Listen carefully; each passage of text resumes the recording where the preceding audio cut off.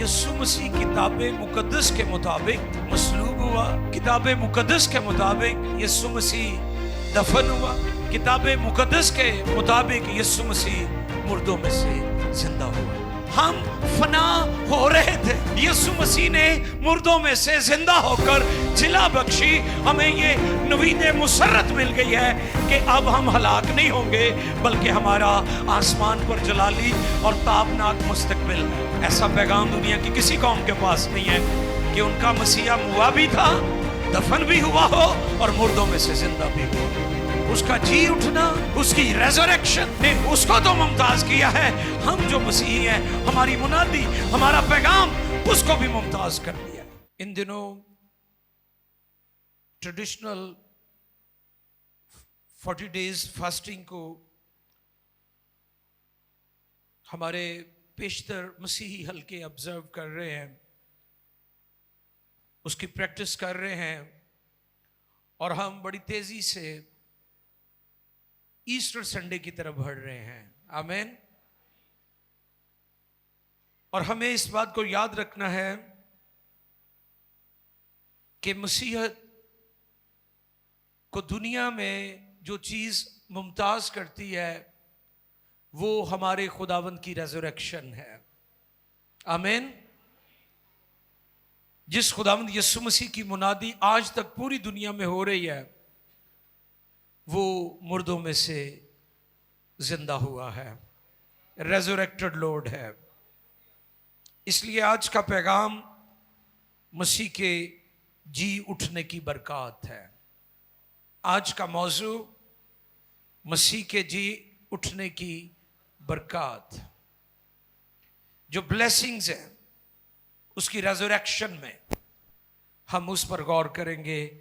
और आज की तिलावत है पहला कुरिन्थियों 15वां बाब और उसकी 12वीं आयत मुकद्दसा से लेकर उसकी 20वीं आयत मुकद्दसा तक हम पढ़ेंगे। आओ मुकद्दस कलाम में से देखें आज का पैगाम। पहला कुरिन्थियों 15वां बाब और उसकी 12वीं आयत से लेकर 20वीं आयत मुकद्दसा तक कलाम खुदा की तिलावत में रहनुमाई एस्टर करेंगी। आओ देखें, कलाम खुदा पर गौर करें। खुदावंद के कलाम मुकद्दस में यूरत में पास जब मसीह की ये मुनादी की जाती है कि वो मुर्दों में से जी उठा, तो तुम में से बास किस तरह कहते हैं कि मुर्दों की क़यामत है ही नहीं। अगर मुर्दों की क़यामत नहीं तो मसीह भी नहीं जी उठा, और अगर मसीह नहीं जी उठा तो हमारी मुनादी भी बेफायदा है और तुम्हारा ईमान भी बेफायदा, बल्कि हम खुदा के झूठे गवाह ठहरे, क्योंकि हमने खुदा की बाबत ये गवाही दी कि उसने मसीह को जिला दिया, हालांकि नहीं जिलाया।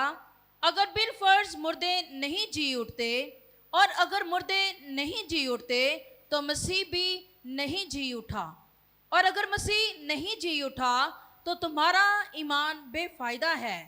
तुम अब तक अपने गुनाहों में गिरफ्तार रहो, बल्कि जो मसीह में सो गए हैं वो भी हलाक हुए।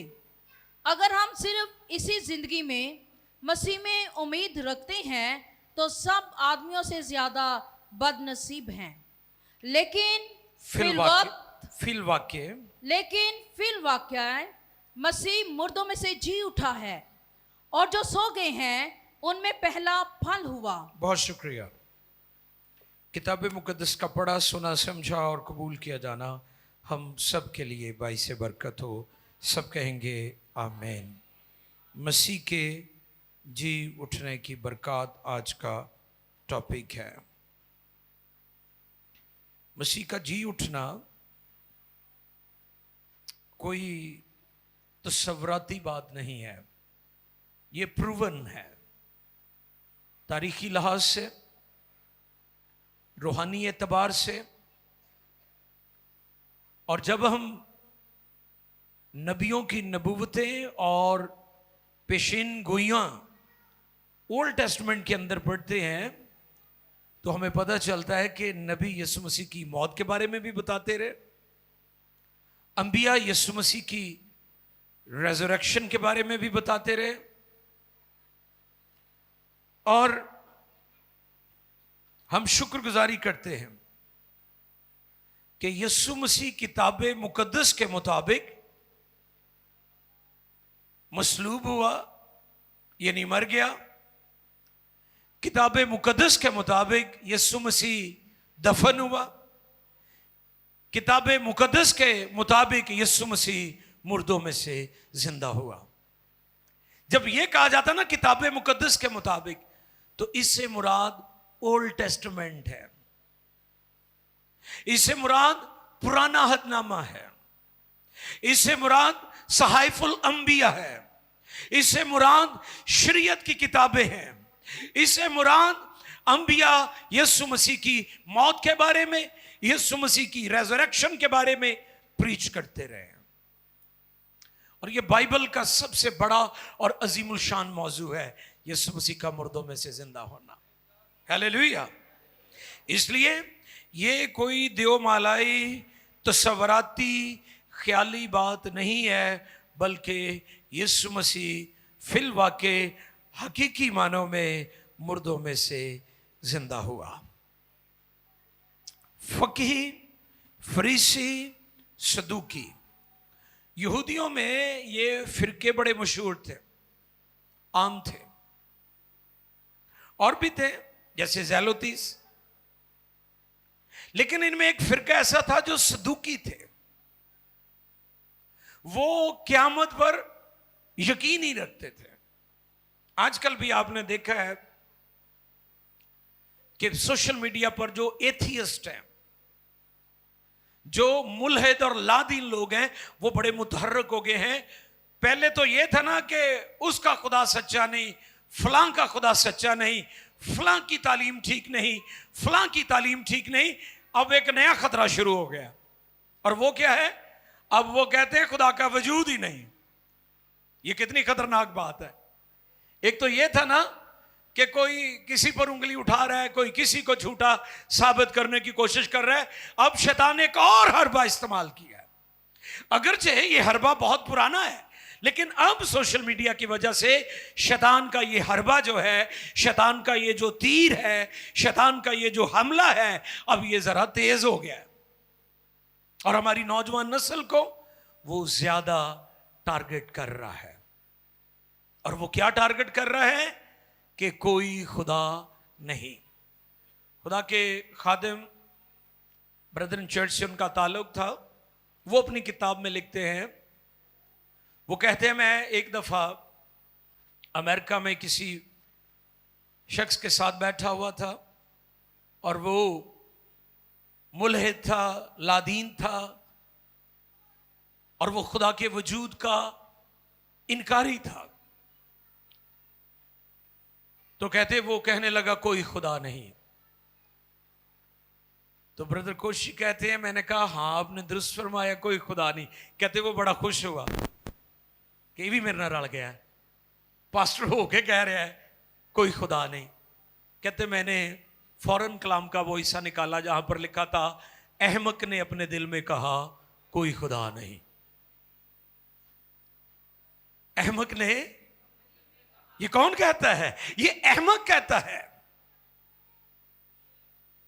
तो इसलिए जो सदूकी थे वो सिरे से इस बात को नहीं मानते थे कि जो क़यामत है, जो आसमान की बादशाही है, जो रिवॉर्ड की बात की जाती है, जन्नतुल फिरदौस की बात की जाती है, आसमान पर खुदा के साथ अबदियत की बात की जाती है, सदूकी उसको नहीं मानते थे। ते साडे भी जिहड़े खाऊ पी ने ना, वो भी कहंदे ने, वो की कहंदे ने, ये जहां मिठा ते अगला किस डिठा। वो कहंदे खाओ पियो। अच्छा, जिन्होंने शुगर है ना, ते विआह वाले घर कस्टर्ड दियां प्लेटां भर भर खांदे ने। उन्होंने पूछिए तुहानूं ते शुगर है? कहंदे 2 गोलियां वध खा लांगे। ऐसी लोगों ने टेक्निक्स निकाली हुई है।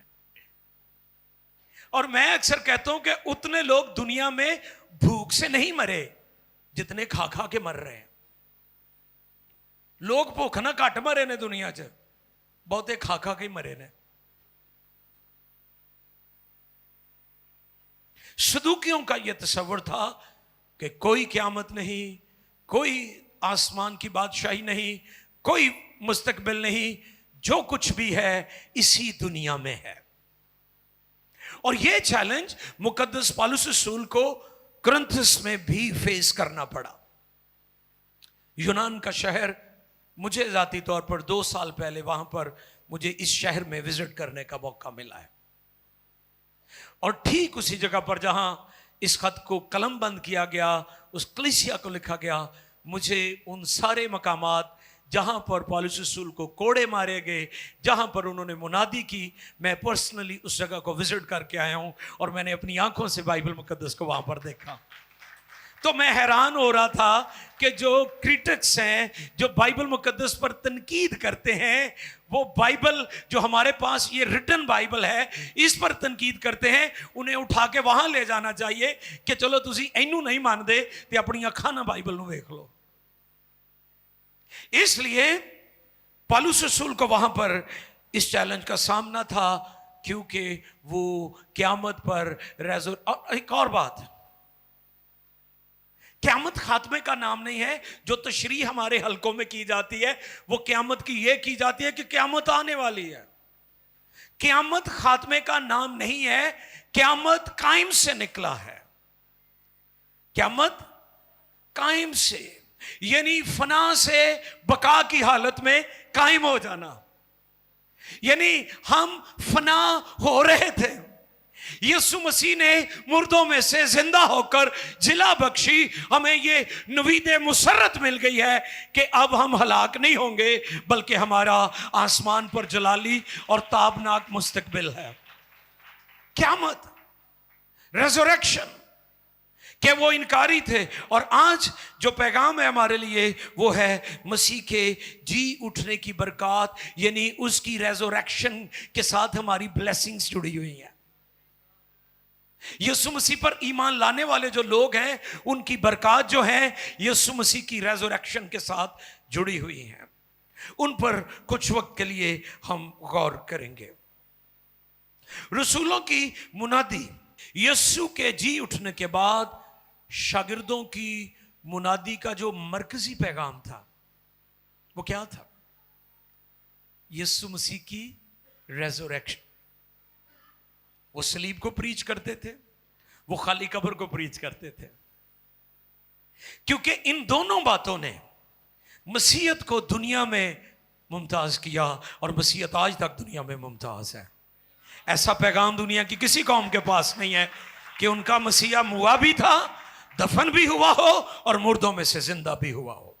और मैं अक्सर कहता हूं कि दुनिया के लिए आखिरी उम्मीद कलमा खुदा यीशु मसीह है, जो था, जो है और जो आने वाला है।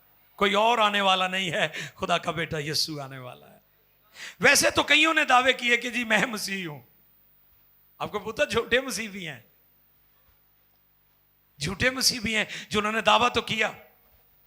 मसीह एक ही है, मसीहा बहुत सारे हो सकते हैं, लेकिन यीशु अल मसीह एक ही है जिसने सलीब पर जान दी, जो मुर्दों में से जिंदा हुआ, जो रेज़रेक्टेड है, जिसकी मुनादी रसूलों ने की। और उनकी मुनादी का मरकजी पैगाम भी यही था। उसकी रेज़रेक्शन साबित करती है कि यीशु मसीह ही खुदा का सच्चा मसीहा, दुनिया का छुड़ाने और बचाने वाला मसीह, मसाया, मशाया, ग्रीक, क्रिस्टोस, यूनानी, यीशु अल मसीह। ज़बूर नंबर 2 पहली और दूसरी आयत, Psalm 2 verses 1 and 2। ज़बूर नंबर 2, ज़बूरों की किताब में से बाब नंबर 2 और उसकी पहली और दूसरी आयत। देखिए मुकद्दस कलाम में से, कौमें किस लिए तैश में हैं, कौमें किस लिए तैश में हैं, और लोग क्यों बातिल ख्याल बांधते, लोग क्यों बातिल ख्याल बांधते हैं।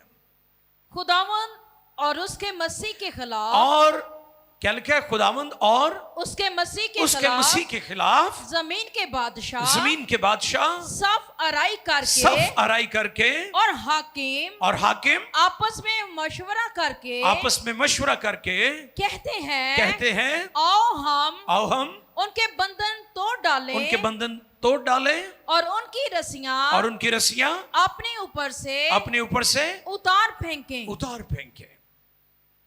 दुनिया कौमें खुदा के मसीह के खिलाफ इस किस्म की बुग़्ज़ रखती है। दुनिया यीशु मसीह को मानती है, लेकिन वो अपने नजरियात रखती हैं। मैं तो अक्सर कहता हूं कि बहुत सारे लोग बाइबल की तशरीह वो हमें तशरीह करके बता रहे हैं, जबकि बाइबल हमारी है, हमें तशरीह करनी चाहिए, है ना? तशरीह किसको करनी, किनको करनी चाहिए? हमारी है, किताब हमारी है और तशरीह दूसरे लोग कर रहे हैं। ये कैसे मुमकिन है? और वो लोग जो तनकीद की ऐनक लगाकर बाइबल को पढ़ते हैं, है ना? तनकीद की ऐनक लगाकर वो बाइबल में से कुछ ना कुछ ढूंढने की कोशिश करते हैं कि मसीहों पर उंगली उठाई जाए। लेकिन हम शुक्रगुजारी करते हैं, हमारा ईमान इतना कमजोर नहीं है कि किसी की तनकीद या किसी के जज्बात पर डामाडोल हो जाए, क्योंकि यह बाइबल रूटेड फेथ है। हमारे ईमान की बुनियाद बाइबल मुकद्दस, किताब मुकद्दस है, जो इल्हाम है। हमारे ईमान की बुनियाद इल्हाम है, इसलिए हमारा ईमान इतनी जल्दी डामाडोल नहीं होता। ज़बूर 110 पहली और दूसरी आयत।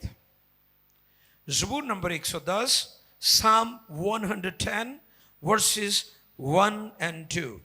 आओ देखें ज़बूर 110 पहली और दूसरी आयत मुकद्दसा। यहोवा ने मेरे खुदावन से कहा, यहोवा ने मेरे खुदावन से कहा। ज़बूर नवीस यीशु मसीह की बात कर रहा है। यहोवा यानी खुदा बाप का जिक्र करता है और खुदावन यानी क्राइस्ट यीशु अल मसीह का जिक्र करता है। क्या कहते हैं? फिर से पढ़िए। यहोवा ने मेरे खुदावन से कहा, यहोवा ने मेरे खुदावन से कहा, तू मेरे दाहिने हाथ बैठ, तू मेरे दाहिने हाथ बैठ, मेरे दाहिने हाथ बैठ, जब तक कि मैं तेरे दुश्मनों को तेरे पांव की चौकी ना कर दूं। बहुत शुक्रिया। यीशु मसीह कहां पर है जिंदा होने के बाद? हालेलुया। किसी ने सवाल किया, जी यीशु मसीह कहां पर है? तो इसका जवाब है, आसमान पर बाप की दानी तरफ बैठा है।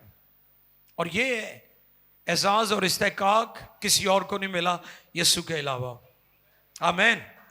ये देखें, बाइबल में बेशुमार अजीम और बड़ी बड़ी मुकद्दस हस्तियों का जिक्र है, जिसमें मुकद्दस अब्राहम भी है, मुकद्दस मूसा भी हैं, और बहुत सारे अंबिया अकबर, अंबिया असगर, उनका तज़किरा है ओल्ड टेस्टमेंट के अंदर। लेकिन ये एजाज और इस्तेकाक सिर्फ कलमा खुदा यीशु मसीह के पास है कि वो बाप की दानी तरफ बैठा है। और उसकी वजह इब्रानियों के खत के मुसन्निफ ने हमें बताई है कि वो गुनाहों को धोकर किब्रिया की दानी तरफ जा बैठा। हालेलुया। उसने क्या किया है? गुनाहों को, हाँ जी, उसने गुनाहों को, ये काम किसी और ने नहीं किया, और जब किसी और ने किया ही नहीं तो फिर ये इस्तेकाक भी किसी और को नहीं मिला। ये इस्तेकाक सिर्फ खुदा के बेटे यीशु को मिला है कि वो बाप की दानी तरफ बैठा है। पहली बरकत उसका जी उठना साबित करता है कि यीशु ही खुदा का मसीह है, वो सच्चा मसीहा, और वो ऐसा बादशाह है जो छुड़ाने और बचाने आया। दूसरी बरकत, दूसरी ब्लेसिंग, यीशु ने जिंदा होकर इब्लीस, गुनाह, मौत पर फतह हासिल की। हालेलुया। यीशु ने जिंदा होकर इब्लीस, गुनाह और मौत पर फतह पाई। अगर आप नोट कर रहे हैं तो प्लीज नोट कर लीजिए, बाइबल मुकद्दस में 9 मर्तबा मुर्दे जिंदा होने का तस्करा हमें मिलता है। 9 टाइम्स इन द बाइबल मुर्दों को जिंदा किया गया है। जैसे एलिया ने, अलीशा ने, खुद खुदाम यस्सू ने मुर्दे जिंदा किए और शागिर्दों ने भी मुर्दे जिंदा किए। लेकिन 3 बातें बड़ी खास हैं जिनको आप नोट कर लें। जब इन मुर्दों को जिंदा किया गया तो 3 बातें आपने लाजमी नोट करनी है। नंबर 1, वो मुर्दे जो जिंदा हुए, उनको जिंदा करने के लिए खुदा ने किसी ना किसी को मुकर्रर किया, यानी नबियों को, बाइबल की मुकद्दस हस्तियों को मुकर्रर किया कि वो जाएं और उन मुर्दों को जिंदा करें। उन मुर्दों के ताल्लुक से ये पहली गौरतलब बात है। और दूसरी बात, वो मुर्दे जिनको बाइबल में, जैसे मैंने जिक्र किया कि 9 मर्तबा हमें मिलता है, वो मुर्दे जो जिंदा हुए वो बाद में फिर मर गए। यानी लाजर जिंदा हुआ है ना। मैं कल ही एक खादिम को सुन रहा था, वो कह रहे थे कि लाजर जब जिंदा हुआ तो वो कफन समेत आया था क्योंकि उसने फिर मरना था। सुने गौर से, लाजर को जब यीशु ने जिंदा किया, जब वो कब्र से बाहर आया, 4 दिन का मरा हुआ लाजर, 4 दिन का जो मुर्दा होता है उसकी बॉडी गलना सड़ना शुरू हो जाती है, कीड़े पड़ना शुरू हो जाते हैं, कीड़े उसके मांस को खाना शुरू कर देते हैं। यीशु ने जब लाजर को जिंदा किया तो वो कफन समेत आया क्योंकि उसने दोबारा मरना था। लेकिन खुदा की शुक्रगुजारी करते हैं, यीशु जब जिंदा हुआ तो वो कफन उधर ही पड़ा हुआ था क्योंकि उसने दोबारा मरना नहीं था। हालेलुया। दूसरी बात, वो मुर्दे जिंदा होने के बाद फिर मर गए। तीसरा पॉइंट, वो मुर्दे जिंदा हुए तो लेकिन उनके बदन जैसे पहले थे वैसे ही थे, जलाली बदन नहीं थे। गौर कीजिए। अब हम गौर करते हैं, जब यीशु मसीह जिंदा हुए, पहली बात, जब यीशु मसीह जिंदा हुए तो यीशु मसीह को जिंदा करने के लिए किसी मुकद्दस हस्ती को मुकर्रर नहीं किया कि वो जाकर यीशु को जिंदा करे, बल्कि लिखा है वो रूह कुद्स की कुदरत से मुर्दों में से जिंदा हो गया और तीसरे दिन मुर्दों में से जिंदा होकर उसने मौत और कब्र को शिकस्त दे दी, उसे नाकाम कर दिया। और उसके बारे में मुकाशफा 1:17 में लिखा है। आइए पढ़ें।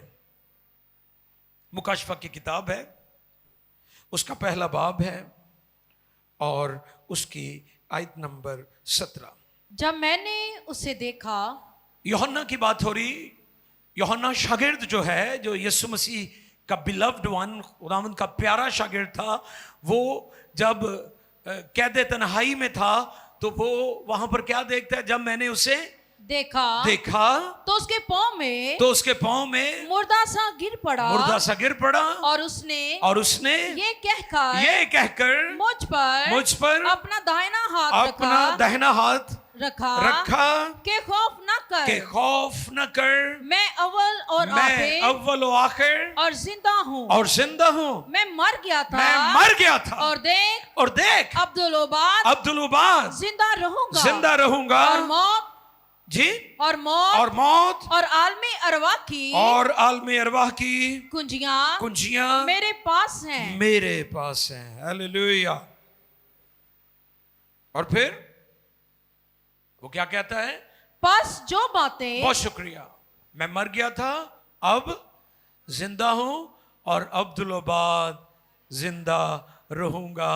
वो मुर्दे जिंदा होने के बाद फिर मर गए, लेकिन मेरा यीशु जिंदा होने के बाद बाप की दानी तरफ बैठा है।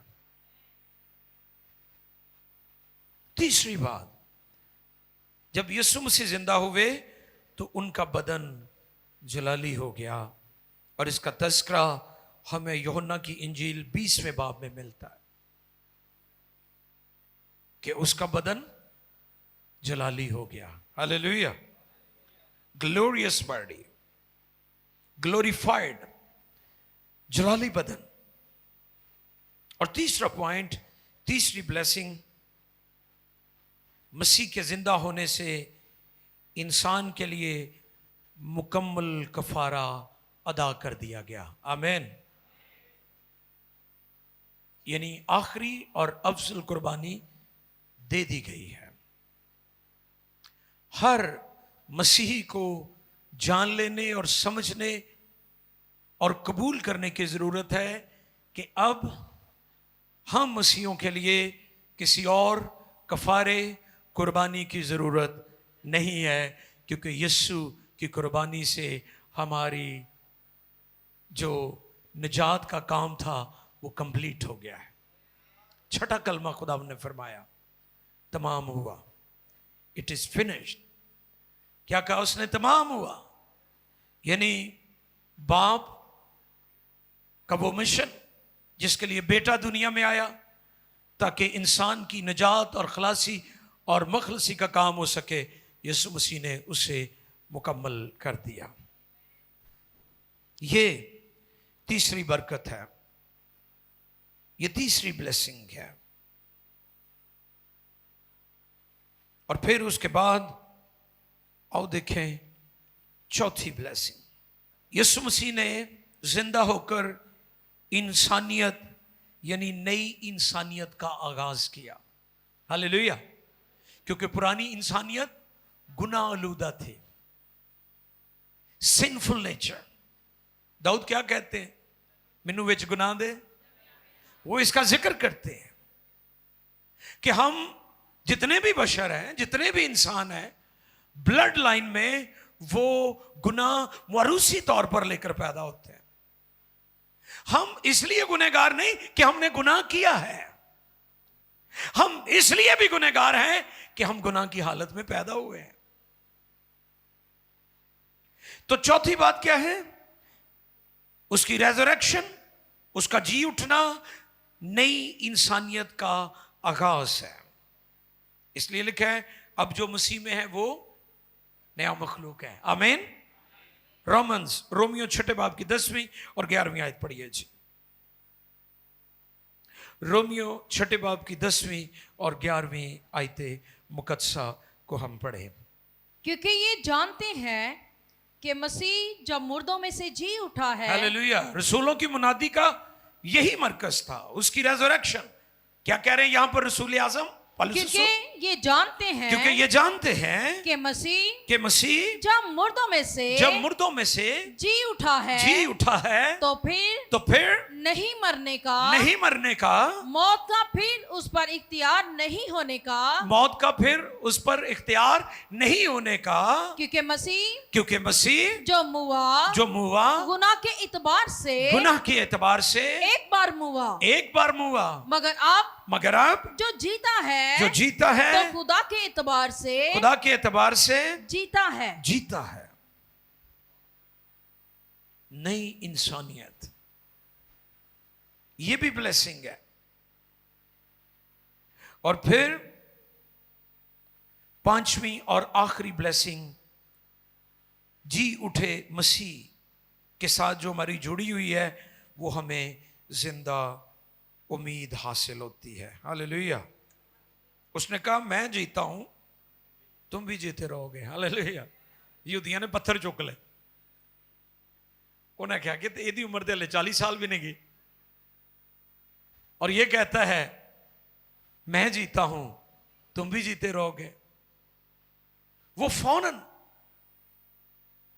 पीछे चले जाते थे और मुकद्दस अब्राहम का तज़किरा करते थे कि क्या तू हमारे बाप अब्राहम से बड़ा है, क्योंकि उनके लिए वो एक मुकद्दस तरीन हस्ती थी। और एब्सोल्युटली कि वो मुकद्दस तरीन हस्तियां हैं,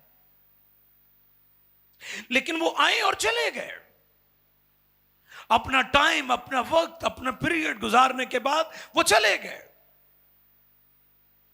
अंबिया के बारे में मैं अक्सर कहता हूं कि अंबिया बिल्कुल उसी तरह है जैसे मिसाल के तौर पर क्लास में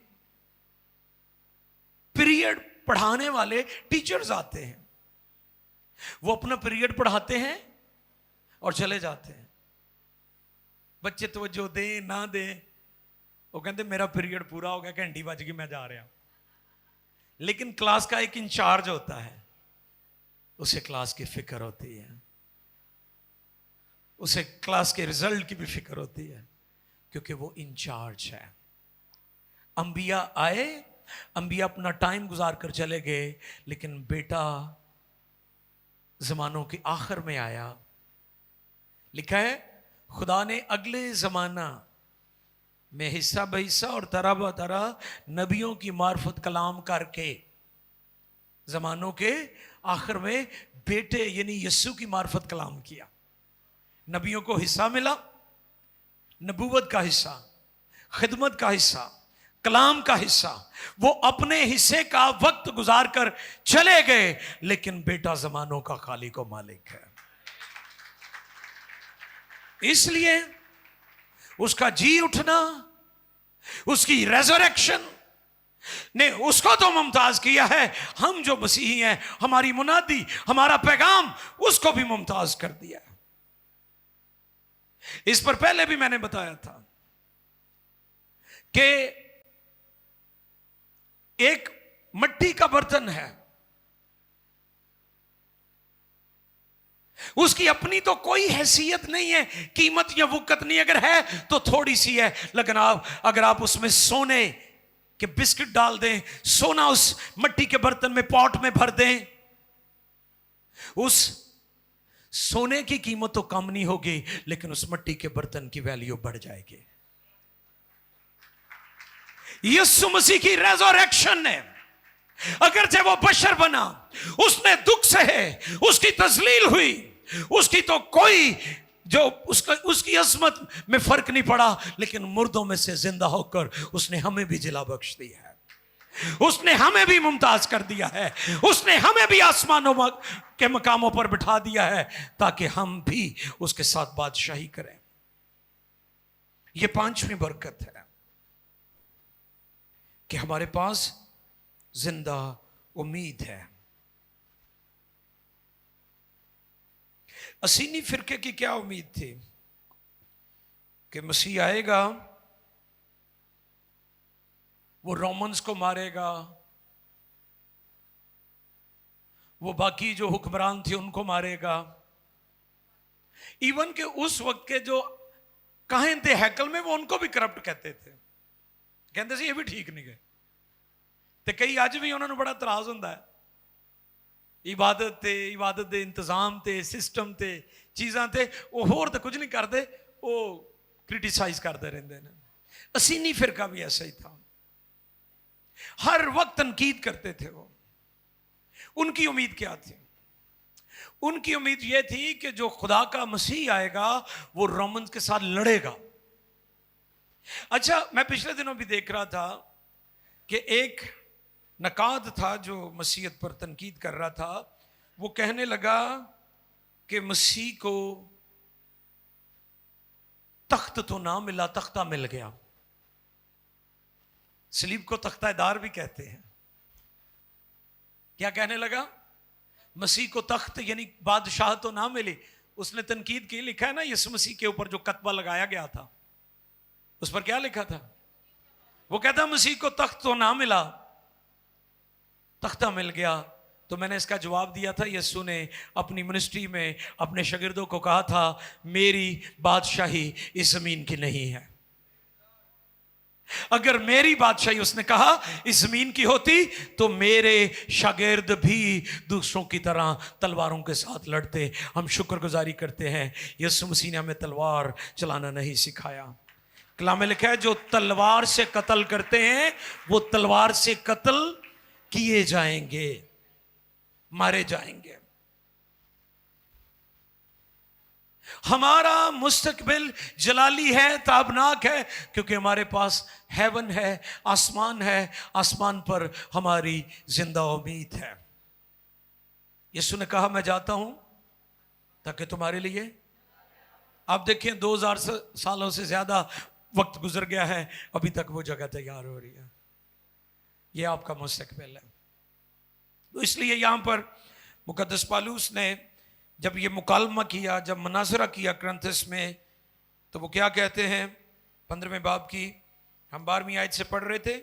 वो क्या कहते हैं, बस जब मसीह की ये मुनादी की जाती है, बस जब मसीह की ये मुनादी की जाती बस है, मसीह की ये मुनादी की जाती है कि वो मुर्दों में से जी उठा, तो तुम में से, हाँ जी, और तो तुम में से बास किस तरह कहते हैं कि मुर्दों की क़यामत है ही वो नहीं। फाउंडेशन बना रहे अपनी मुनादी की।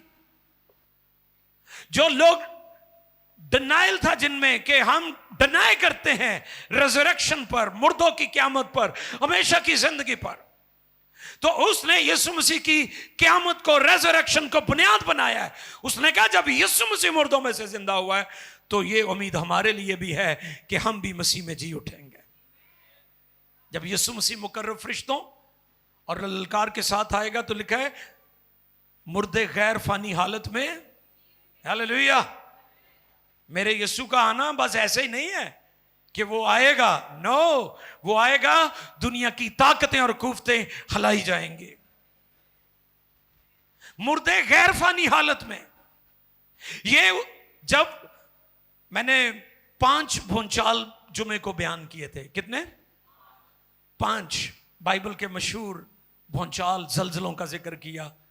पहला कोहे सीना का, दूसरा हुरब के पहाड़ का, और तीसरा जब यीशु मसीह ने चिल्लाकर जान दी तो लिखा हैकल का पर्दा ऊपर से, ताकि कोई ये ना कहे कि इंसानों ने फाड़ा है, पता चल जाए कि ये खुद खुदा ने फाड़ा है, उत्तो फटिया है।